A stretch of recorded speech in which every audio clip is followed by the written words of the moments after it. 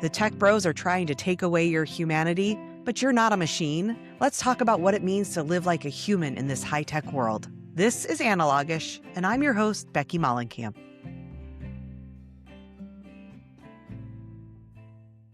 Welcome back to Analogish.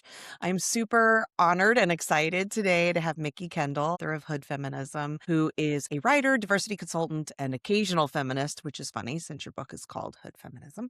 And she uses words like weapons and really likes grenades and landmines. Thank you for being here, Mikki. I reference you in my own book that just came out, so this is really special to me to be able to have a conversation with somebody who's informed my own thinking. And I really appreciate you offering to be on the show and chat with me about your own journey of finding some balance. I hate that word, but finding some way of maintaining your sanity in this online world. So thanks for being here.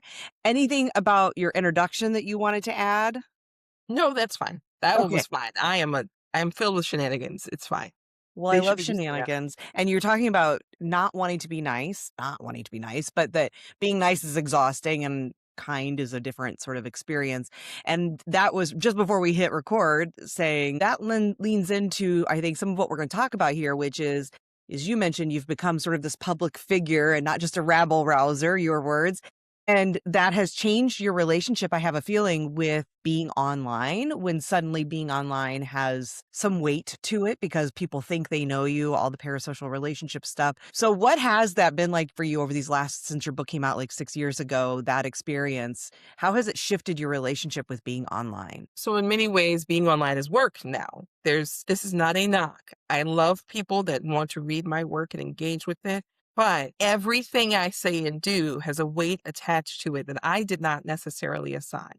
So if I am in a conversation online now and I am talking about food I want to eat, there is a greater than average chance someone will come in and have an opinion about where my food is sourced from, whether or not I'm contributing to diet culture by talking about it, any number of things. And I've had these really odd online interactions that have driven me offline, not in the sense that I stopped speaking about important issues, but in the sense that a lot of my personal stuff, I now just don't have those conversations in public in the way that I used to. I have a health condition that once upon a time I would have talked about in public. Now I never talk about it. I don't want to hear anyone's opinions because you're not my doctor. If I'm talking about exercise or food or whatever with a friend, and me and my friends have had to renegotiate some things too, because a lot of them are using Foursquare or other apps. And I get death threats. So maybe we don't put where we're going to meet me for brunch on the internet before we meet me. A couple of my friends, not that they meant for it to be this way, but they have had to learn that they cannot mention that they know me socially, because then they run into issues with people, whether people don't like me or they do like me and they want them to bring me to whatever. And those are all changes that we've had to make for my kids. I was never a parenting vlog or like a mommy blogger, but the casual stuff that I used to do, we've had to stop. When my oldest graduated from college, one of her coworkers was really surprised because that was one of the few times I posted a picture of us together. And it was like, Mikki Kendall's your mom? Oh my God, I would have been nicer to you. And my kid's just like, I'm glad you weren't. But also, what? You let that come out of your mouth. Right. And the other thing that got really weird is that I used to play this game on my phone. I've talked about this before. I called Ingress. The portals for this game would be in various places. It's supposed to encourage you to walk. I had to stop playing a game I really enjoyed because as I got to be more well-known, people started trying to pop up at the portals that they would see my name on, my handle on. One of those portals was near my child's school, and someone brought themselves onto my kid's playground so that they could meet me. And I had to be like, oh, these are things I never considered. Our social relationships have altered the way in which we understand strangers. It really has, hasn't it? Mhm. And then what you can do with social media.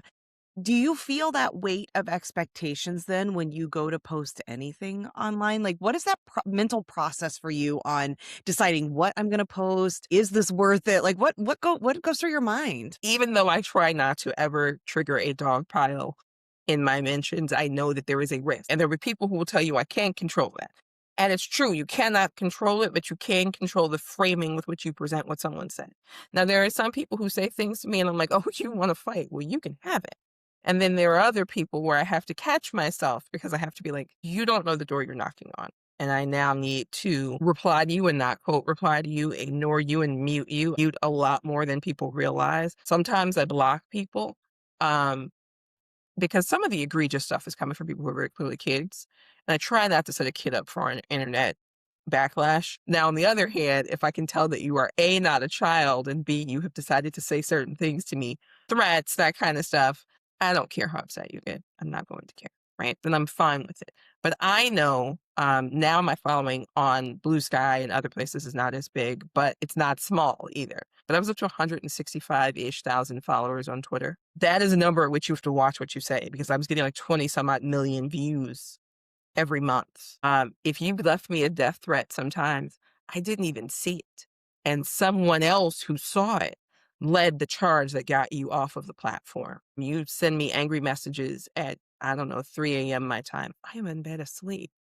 But someone who enjoys my work from, 12 hours ahead of me, they might have time that day. And I've had to kind of be aware that just because I think of my fan base as being like very reasonable, very calm, very whatever people, the reality is that I don't know who my fan base consists of. And I don't know how they will receive certain things, even if I just kind of wave it off or laugh it off. I did a Marvel comic book that's coming out today, and like that's been great. And so far the fan base has been fine. But there's work I turned down because I've seen how the fan base acts, and I don't want to deal with it. And so you make all of these micro decisions that are not very transparent about how the internet functions in your life.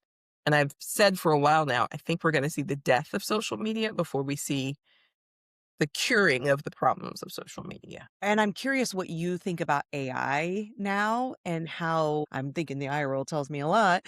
How is that affecting all of this? I mean, my reaction is that it's probably not making things better, but I'm curious if you're noticing anything just in this last year, even of how these issues around sort of parasocial relationships, assumptions about you, conversations about you, these things, how that's changing with AI. So, first of all, an AI company, Grammarly, was telling people to get an expert review of their work and then using my name and God knows how many other authors' names and telling them that they would be in our style. We knew nothing about it. We signed nothing. We agreed to nothing. We found out from the internet, right? And that's the upside of social media, but also, who the F do you think you are? A, don't use me to sell anything without my consent. B, why are you lying to people? Why? Don't do that, because now I have to sue you or join in a lawsuit against you. I'm one of the authors that Anthropic stole my book. And so then I had people, because of the way that the various Claude, ChatGPT, whatever, I'm going to sound like an auntie in this moment because there's always a new bot name. And I don't care about these bots. They're not giving you therapy. They're not giving you advice. They're not giving you anything useful. They are just a plagiarism mush. So I had people quoting things back to me from my book that were not things I had said. They were not words that were in my book. They were what an AI program mushed up from my book and God knows wherever else and told them it was in the book. Now, hood feminism got banned or put on banning lists already because I'm now realizing that first complaints when that first list came out in Texas, the claim was that there was nudity in the book. There are no pictures in the book. Yeah, I don't recall any nudity. So I want you to imagine that kind of misinformation muddled in with various things and then resold as your words or resold as your opinion. I've had people tell me that I don't think you care about Palestinian girls. Where did I say that? Well, you don't explicitly mention, I have said from the river to the sea enough times, I'm on some people's lists. I have said that Palestine should be free. I have said all of these things. I have also said that so should Sudan and Congo. It's not just Gaza. I don't want people to get the impression I don't care about Palestine because I bring up all of these things that are happening at the same time. I want people to understand that we are in a situation where at any given moment we are having multiple run-ups to a genocide, that we have that missing and murdered Indigenous women is in the same class as missing and murdered Black women, and we're not bringing those conversations together. But if you stick AI in there, AI will chop up what I just said to you and will spit out something completely different. And they'll call it a hallucination. It's really easy to get away with it. Just say, well, it hallucinates. We warned you it would hallucinate. Mhm. So it's almost like they're absolving themselves of all their sins through that. They just announced for, I think it's called Copilot. Again, I'm not keeping track of all of these. Don't expect me to. If I sound like an auntie, I will be. Shouldn't be used for business, really, because you shoved it in your business suite, Microsoft. You said it was for fun. But then why is it in Microsoft Office? Yeah, I don't think of Office as particularly fun. So that's I've never had a party in an Excel spreadsheet. Maybe you have. no, I mean, I do love a pretty spreadsheet, but I don't think I find that to be a party. So no, it's not exactly fun. Well, I'm curious then, Mikki, because again, like I really respect your work. I'm a fan of your work. I posted on social media that I was wanting to have some conversations with more Black women around these issues of being offline, finding some sense of balance, harmony, sanity, whatever it is between online and offline living, analog-ish. The ish is a lot of work there because it's really trying to say we can't escape technology. That's probably not the best goal to make as your primary goal because it's very challenging to do. It's just not very realistic. And yet, I think so many of us are feeling the pressure of all of it. And I wanted to have more conversations with people about these issues.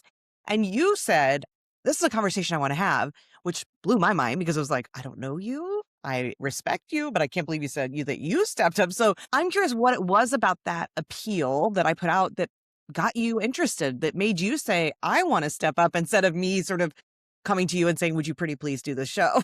So one of the things that I've been doing lately, more and more, I'm not on the internet like I used to be. At one point, I was one of Twitter's power users. I was sending hundreds of tweets a day, having all of these conversations.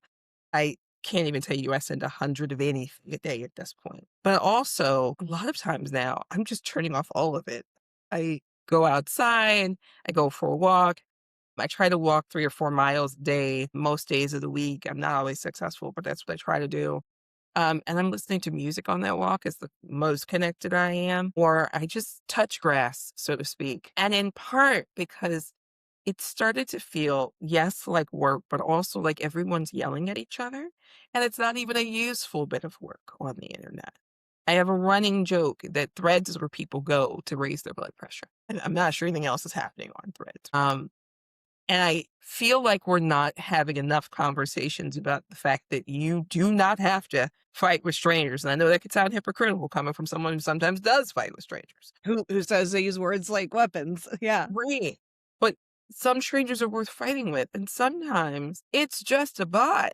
You have now sacrificed an hour of your life and God knows how much of your health to arguing with an AI chatbot or whatever we've got going on with a troll, whatever. One of the things that's been sort of informative for me, I had a stalker and it was not the most scary stalking, but it wasn't the most fun of my life. But he wasn't just stalking me. He had made it like into performance art and had tried to have a Patreon around stalking.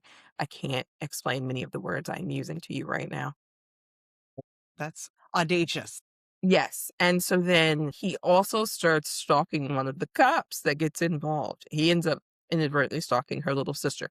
I know there are many words I am saying now. And one of the things that came out in the aftermath was that he was spending 23 hours a day on the internet in some way, shape, or form. So I was like, 23 hours a day, I need to back off the internet. We all need to back off the internet. Yeah.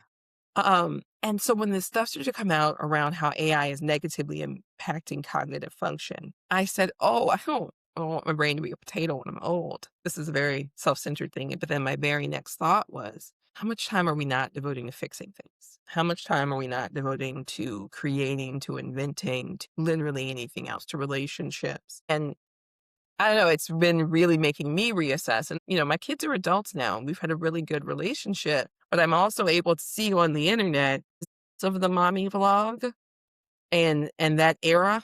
And it's horrifying. The van kids are on a road. And I know people will be like, well, Gen X or boomers or maybe it is the children in every generation of folks who were obsessed with fame, with notoriety, with being seen, whether it is on social media or in Hollywood or whatever. These kids are growing up and they hate your guts. And I'm not saying they're wrong to hate your guts. I am saying that I don't want to be in that boat, right? And also, I still like my husband. I want to be married to this guy. It's good if we hang out with each other. I also like my brain working. That's really exciting to me that my brain still continues to function. I turned 50 this year and I know where my keys are. I would like to keep that. And as a writer, I assume that's important to you to be able to create. Were you feeling any of I mean, I know to me, it feels like, even though I know AI has been around for a while, the generative AI, just the sort of, it feels like a rapid acceleration of these products being sort of shoved down our throats in this last year to 2 years. Were you starting to feel any difference in your own creativity, when you sat down to a blank page? I was feeling chased almost by, I came out of the office, all of Microsoft's products, because I'm spending so much time, even as I'm trying to write, telling it not to tell me, not to help me. And I'm turning things off, and then they have an update, they turn things back on. And I was like, this is insane. And I'm not using that language casually. I was like, this is literally designed to push you over the edge and out of your own particular creative seat and out of your own creative product. And I wasn't enjoying the process of writing anymore. And I have been a writer all my life. How some people will sort of be exaggerating. In third grade, my teacher got sick of me doodling little stories and was like, so we're going to send you to creative writing next year for English class. So you could stop being a pain in my butt and your next teacher's butt. I have literally been writing stories since I was very little. And suddenly it was a chore. And I was going through some other stuff, but also every time I sat down, Microsoft Office Word was no longer helpful. Word was turn it off, turn it off. I got to figure out what they've done this time. I've got to change this. That's ridiculous. It is a word processor. I do not need it to suggest words to me. I wanted it to do spell check and make sure my commas were in the right place. And somehow we're now at, you should completely rephrase this sentence to mean something else. No, you should get out of my butt. Yeah, for sure. How has your writing practice changed then? What are you, and I'm sure some of it you're still in the process of figuring out, how do you use tech and not use tech? Because I think we all are grappling with these questions, which is, again, why I want you this podcast. Where are you at right now in what your process looks like, and how you are and aren't using tools, how you are finding some of that time offline to help? I know you mentioned walking, but what does your practice look like? How has it changed? So one of the things is I went back in time sort of to an open source product, LibreOffice. There was another one, OpenOffice, that I also used to use. They don't have all the bells and whistles of Microsoft. It is true. It also means I'm not fighting with it. I cannot overstate how nice it is to not be fighting with a product. I had tried Scrivener. I understand there are people who love Scrivener. Scrivener and I could not figure each other out. Emotionally, I don't have the investment energy to invest. The other thing has been that I've gone back in a very low techish, but high techish kind of way. I just put on music. Take my walks, I listen to music. I've kind of pulled back on screens other than, because I used to like get sort of stuck into like, I'm watching this, I'm doing that, and I'm also trying to write. And none of that there's too much chaos. And that has helped a lot. The other thing is that I already wasn't spending a lot of time staring at blank pages, but I no longer allow myself, if it's 20 minutes and I have not put a word on the screen, we're going to go do something else for a while, whether it's read a book or do something artistic. I've gotten into those coloring books. I am the most cliche middle-aged woman. I understand this. Be that. That's great. But it makes my brain work better, especially because every time I turn the news on, my brain tries to quit.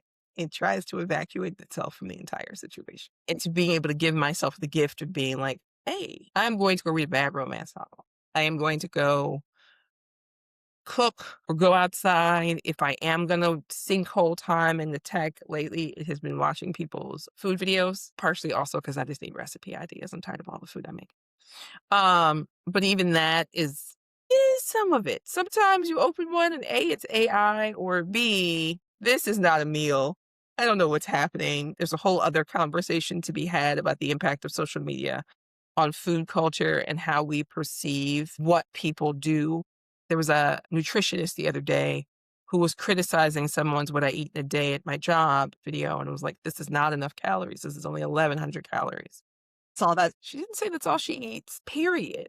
She says, all I eat overnight at my job. And then she proceeded to eat around 1,100-ish calories in a 12-hour shift. That's not perfect, but she's a nurse, and I believe the ER or the ICU or something, it was the ER. She may not have had time to eat a full meal, and she's making sure she doesn't fall down. I can't be working on a full stomach. I want to take a nap on a fully full stomach, and I'm guessing that this is a snacker's paradise kind of, but it didn't occur to anyone that she could have different needs or wants or have had a big meal after work, and that's when she preferred to have her big meals after she went home or whatever. And it was weird because I'd seen a different video from another woman who had a more sedentary workday, and also she was heavier set, who ate around the same number of calories, and people said she was eating too many calories.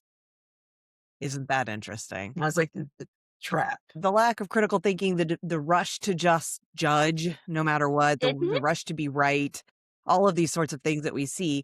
And I know you still are on Threads because that's how, you saw my post and we interacted was through Threads.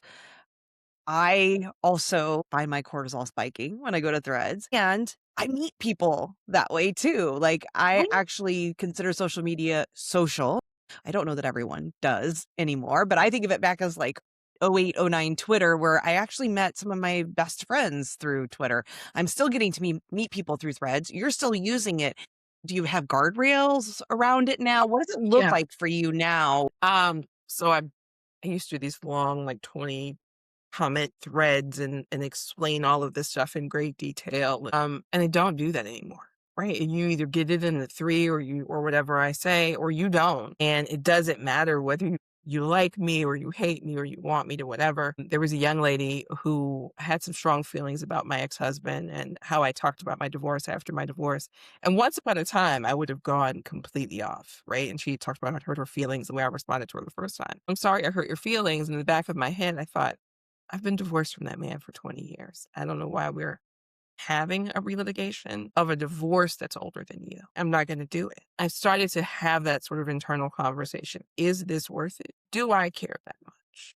Is this energy I want to expend, can afford to expend, and will it be useful? And it's funny because a writer who I quite enjoyed as a kid had said to me at one point, I know that you want people to stop being wrong on the internet. And I'm going to tell you, and she's an older woman who's been writing again all my life. I'm going to tell you that there are people who read my books and get things wrong to this day while holding my book in their hand.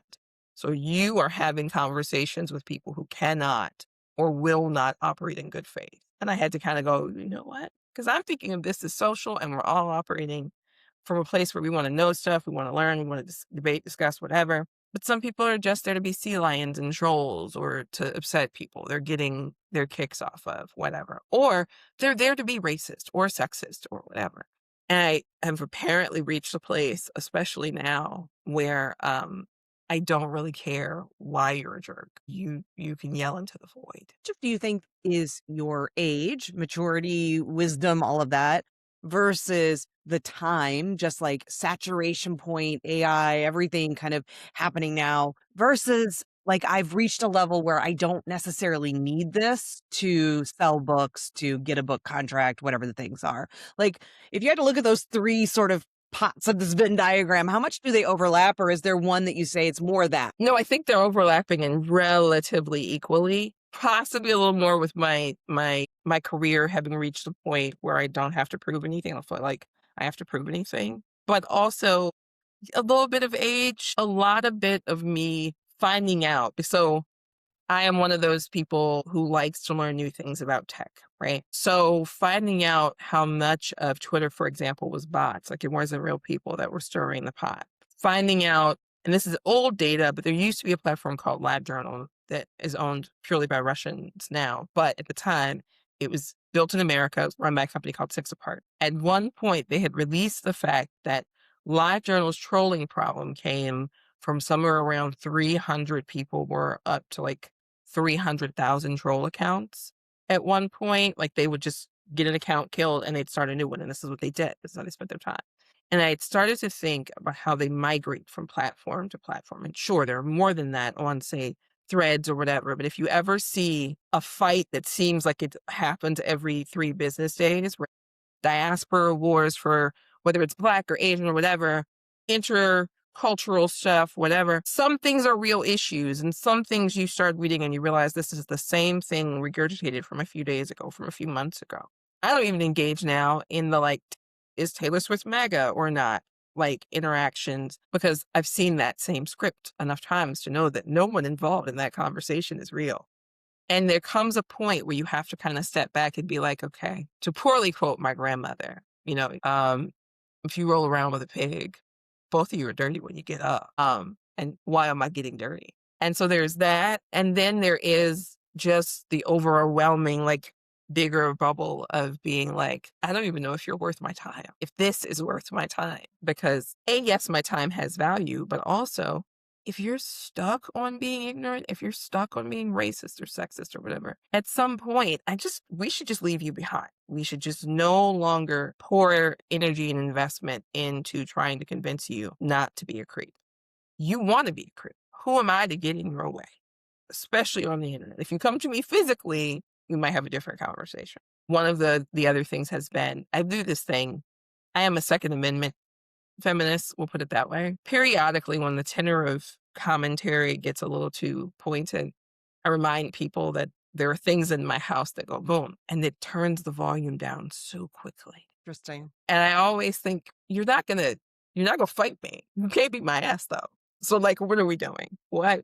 Well, the reason I asked that question, because I was curious how much of it feels in that bucket of my career is sort of at a point where I don't feel like I need to engage in the fight, like you said, to prove myself or whatever it is, because I can, in my head, and maybe it's my own voice saying some of this to me, which is I could hear an argument from people saying, well, that's easy for Mikki Kendall to say, to like, And that is unless in I'm fact in social media, right? Like right. she's already had a huge book. She's, bestseller, and she's, I'm sure she won't have any problem selling books, whatever. And for other people thinking, I don't have that kind of audience. I don't have that kind of reputation already. I don't have all of that. So I feel like I got to get in the muck to do my business, to try to sell a book, to try and find customers, whatever the thing is. And I'm sure there's some truth to that. And also maybe there's some story there. So I describe it as the Fox News paradox. So for a while there, I got invited on Fox News all the time. Daily Mail, TV, that kind of stuff. I never took any of those because there was an audience there, but it's not my audience. I'm not going to buy anything. And even if they are, they also know how to find me somewhere else. What I am instead opening the door for is platforming Nazis or platforming, anti-abortion groups or whatever. And there's a little bit of that I will do where I will go and speak in smaller spaces, but you have to weigh out, am I giving a platform to these people? Am I getting on a platform where someone will hear me? And that's math I can't do for anyone else. I know what the math looks like in my head. At one point in you should go on Fox News. That would be interesting. Do you want to see me grab someone and slam their face off a table? Because that's about all you're going to get. I'm not going to go through all of that. You start yelling at me, and I know how my brain is wired. And you lean over and get in my face to yell at me. And the next steps are going to be a very dramatic rendition of something we don't. The Judith of Holofernes, I think is the name of that painting. We're going to find out whether or not your head can stay attached. So let's skip that.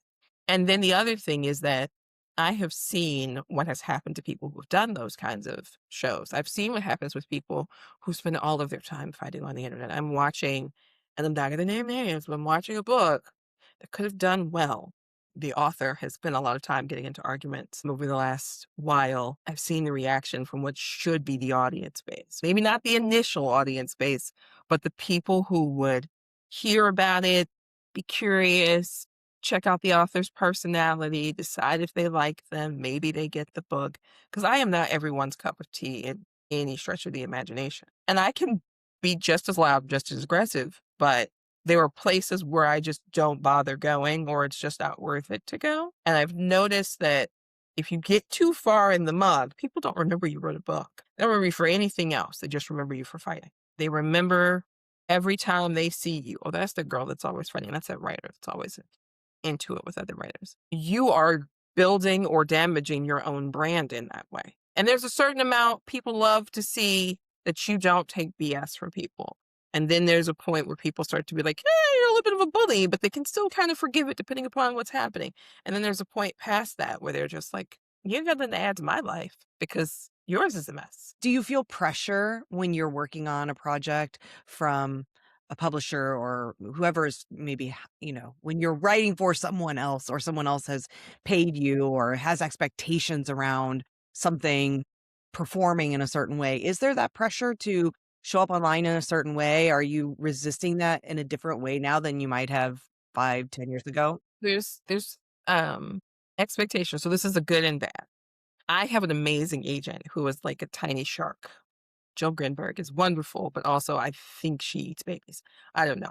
And not like in an offensive way, in a like literally the way that I've seen some people in publishing respond to her is as though they're afraid she's going to come over to their house and eat them.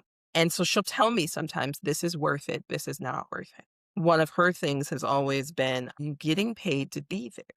Because otherwise, if you're doing this for free, why are you raising your blood pressure not to sell books? And it's great advice. It's the most perfect advice. And so when she says these things, and I am already feeling that way, sometimes we have, for lack of a better word, evil twin. We're not doing that. Or I'll do something and I'll call her and I'll say, so let's never let me do that again.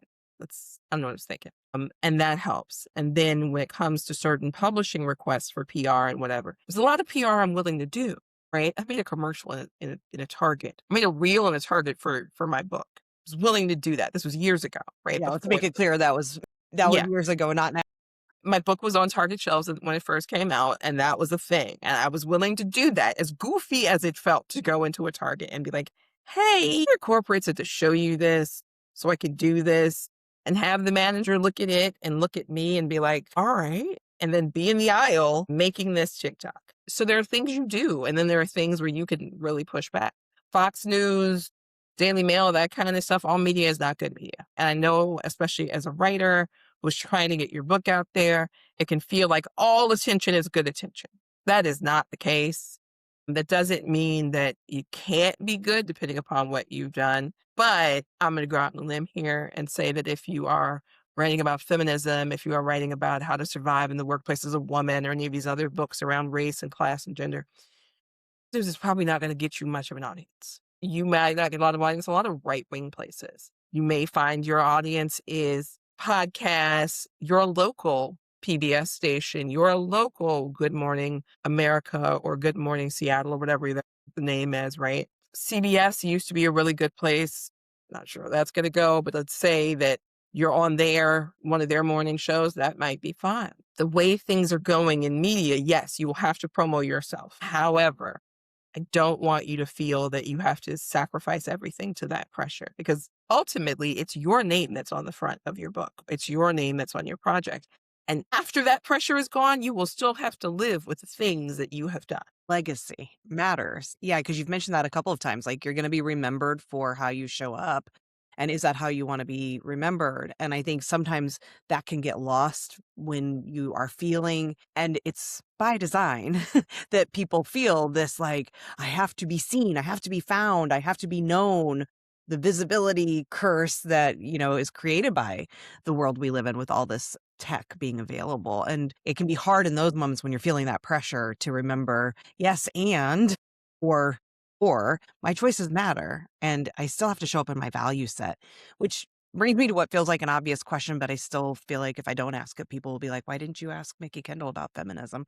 And I am curious about this issue, this moment in time that we're existing in, where thanks to AI, that tech feels more overwhelming than it has ever felt. It feels, I think so many of us just are feeling so much pressure and so much overwhelm and fear and, like you said, worry for just our humanity in this moment. And I'm just curious, like, your perspective with what you know about feminism, how you think about feminism, the way you write about feminism. What are your thoughts of this moment in time, and how we might be looking back on this in somebody who's going to write Hood Feminism 2.0 after you're gone and is reflecting on this time? What are your thoughts? I mean, so a couple things. So let me just say up front, and I'm not trying to know true Scotsman, but I want people to understand that if your feminism centers around policing the bodies of trans youth, you can see me outside in the alley. We can have that conversation. If you don't think Black girls deserve protection, or Indigenous women deserve protection, or Indigenous girls deserve whatever, if you have leaned into the racism, if you've leaned into all these things, and now you are looking at the tech and going, why do I feel threatened? You feel threatened because while you were sabotaging everyone else's protections, you were sabotaging your own protections. In many ways, And this is an American problem, but it's not just an American problem. What we are seeing is the outgrowth of all of those years of boys will be boys and girls don't like science and a dozen and one other messages that essentially said that only some men, predominantly white men, almost exclusively 100% white men with certain skill sets, and the skill sets have changed, are people. And everyone else exists to serve their interests, their wants, their needs, their whatever, right? And you could find any number of these tech billionaires that are envisioning a post-human world. And you should ask yourself why so much of AI centers around a mythical woman that will tell them all the things they want to hear and can be plugged into a body, right? And there's Say She Toy by Trisha Burke is a horror book a horror short that I think everyone should read. And the reason I think you should read it is because it applies to this moment. You're going to hate it. You're going to hate it. But you should read it because it talks about this mythical future in which they create a body that has a mind in it, but it is a trapped, captive mind that exists purely for people to dump their urge to hurt on it. And where we are right now and why you're feeling that fear is because you can see the edges of that future. You have more paths than that. Let me be clear. If that future is not set, have more paths. But you're starting to realize that the incel rhetoric that you didn't take seriously is a problem. And it ties into the white supremacy rhetoric that you didn't take seriously. And it ties into the turf rhetoric that you didn't take seriously. And the anti-vax rhetoric. They're all hanging out in the same places. They all have, in many ways, the same goal. They want to control other people. I say this a lot, and people don't love it when I say it, but young women of color are in danger, but they are not in the same danger as young white women. Young women of color will be able, and people have gotten nervous about what's happening at the borders and what's happening with passports and whatever. It is not people that look like me that they will try to trap inside of these places. They have fantasies about 15-year-olds that they can control. Now, I've met a 15-year-old girl, and I don't know what the hell they're fantasizing about, but that's a separate conversation. That is what they fantasize about. And you know, on some level, as you start to feel in your feminist, near feminist, however you identify, feminist, whatever space, that something is wrong here, something bad is coming. Feels very Ray Bradbury, something wicked this way comes. This is not a place where safety lies in trusting people who keep wanting to hand you surveillance tech. That safety can lie in places where people want to put, in a very 1984 way, hey, you need this in your computer to help you write, to help you think, to help you talk, to see everything you type in your computer. I am very much Luddite in this respect. I bought the machine. You don't get to control what I put on it. And I am increasingly seeing folks start to realize that the way women are being talked about, the way trans people are being talked about, the way that we are talking about disabled people and all of these marginalized groups is a giant red flag. And yes, race, and yes, class, but there are people who fantasize about genocide, who think of genocide as a good, fun time. Tweet about it in public and say it's going to happen. And those people don't really look like me. We don't share the same gender perspective even. And sure, you can find people who are collaborators in any group, but by and large, you have a single section of the population that didn't have to learn about arts or humanities that is making this possible. And I want people to understand that you do not have to accept it. You do not just have to give up and go gently into the future that they envision for you. You are absolutely right to be concerned. You are absolutely right to fight. They have not won. They're not close to winning. The fear is your body's way of telling you, nature's way of telling you that there is danger afoot. I want you to listen to yourselves. I want you to trust your own instincts. I do not want you to trust Chat GPT or whatever about what you should or could or wouldn't do. First of all, the AI doctors that they tried to create were killing people. Perhaps the guys who think they're smarter than everybody else are not. Could it be, Mikki, that they're not, right? I know, such I've shocking words from you. met a lot of them, and I have to tell you, I have to say this just real quick. They were already copy-pasting code years ago. They don't know how to do their own jobs. Why do you think they can tell you what the best way is to do yours? Elon Musk couldn't write code if he had to, so, Best whisper I've seen ever. When you mentioned that short story, and described it, I literally had a chill because I can feel it in my bones. As the white woman in the room, I will also add, and many people who look like me And for those people, I have been reading more and more Afrofuturism and speculative fiction, and like the piece you mentioned. And I will just say, I just read Positive Obsession by Susanna Morris about Octavia Butler. And part of what that does, especially for people who are white and who have the benefit of privilege, it does present different futures, and some of it's scary, but it opens your eyes to what you also just said, that it's not decided yet. It's about these are paths that we are possibly going to take, likely to take, can take if we don't act. And for white folks who lack imagination, which we just do because we haven't been had to have imagination, that can be scary for us because we're seeing pictures that we're seeing these futures that we might not have imagined. But we can read that, see that, and then become more involved, hopefully. We can make new choices. But if we don't even understand what the wicked that could be coming, we're not very likely to make a change to stop it from coming. And so we've got to understand it. I want people to understand that every moment of fascism, whether we are talking about Handmaid's Tale or any of Octavia Butler's work or N.K. Jemisin's work or, it has all already happened. The apocalypse has happened to indigenous people. The apocalypse has happened to the people who survivors of the transatlantic slave trade. The apocalypse has happened over and over again. Empires do not fall in a week. They do not fall in a month. They take decades, even after the quote unquote fall. Yes, sure, the US is declining. I got some terrible news for you. We're 50 or 100 years away from the collapse that people seem to think that they want. And you don't want the state with the most weapons to collapse while they have the weapons. So the time to fight back is now. And for white women, you cannot vote for Republican. I do not care what your church says, your daddy says, your husband says, whichever you've ever voted. Not just because I am saying that because I think the Democrats are great. I actually don't. I think, though, the Republican Party has reached a point where it is so compromised that you cannot trust any of them. The Democratic Party is not in much better shape. We are literally in a situation in multiple countries. I'm going to take parties out of it for a second. Whether we are talking France or the UK or Nazis marching again in Germany, or frankly, parts of Canada. As much as I enjoy going over there for maple syrup and poutine, you have to understand that there are people in all of these places, in Italy and Brazil and wherever, who fantasize about a world in which they don't have to listen to you eat. So you cannot trust the right wing. You cannot trust the center. And I'm going to tell you that you're going to have to keep your foot on the necks of the left. And I don't care how far left you go, because someone's going to say, well, America's left is not the left anywhere else. Maybe the left elsewhere also has misogyny. The left elsewhere also has racism. Those are We have global cornerstones. problems. They are cornerstones of the globe. There's a global fan base for eugenics in the 1990s.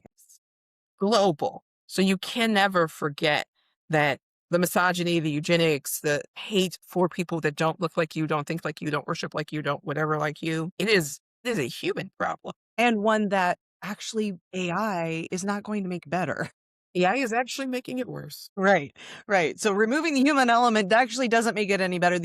We can't forget the AI is built by those same people too. Yeah. Mikki, I could talk to you forever. I want to respect your time. Is there I know that you're not spending a ton of time on social media, but where would you want people who are listening to this and are like either newly exposed to your work or worried that they're going to lose touch if you're less time on social media? Where do they make sure they stay in touch with what you're doing? So I have a poorly neglected Patreon and a poorly neglected newsletter. I'm going to get the Patreon up and going again. The best places right now are Blue Sky and ironically Threads. Those are the two I've been spending the most time on. And of course, you can always find me through the magic that is using my name in that machine in your hand, because I show up wherever, just randomly. Well, thank you so much for doing this. I really, really, really appreciate it. And I've really enjoyed this conversation. Thank you for having me. This is a lot of fun.